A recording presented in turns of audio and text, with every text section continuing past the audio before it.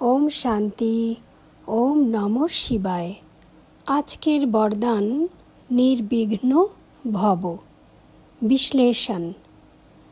যতই আওয়াজ অথবা তমগুণী বাতাবরণ হোক না কেন, কিন্তু সাইলেন্সের শক্তির দ্বারা ওয়েস্ট সমাপ্ত হওয়ার ফলে বেস্ট স্থিতিতে স্থিত হবার দরুন সদা রেস্ট অনুভব করতে পারবে।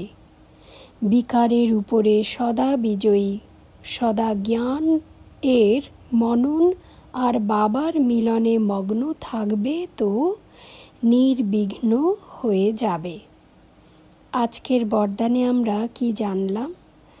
বাবা বেশ সুন্দর 3টে শব্দকে ব্যবহার করেছে এখানে, ওয়েস্ট, বেস্ট এবং রেস্ট।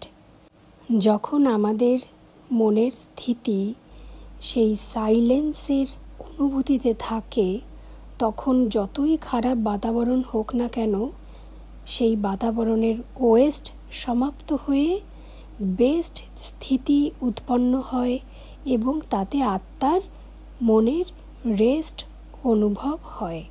তো ওয়েস্ট থেকে বেস্ট আর বেস্ট থেকে রেস্ট, এটা মনে রাখতে হবে।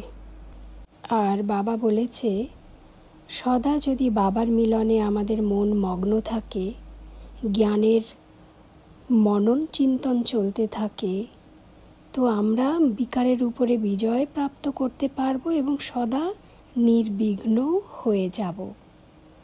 ওম শান্তি। ওম নমঃ শিবায়।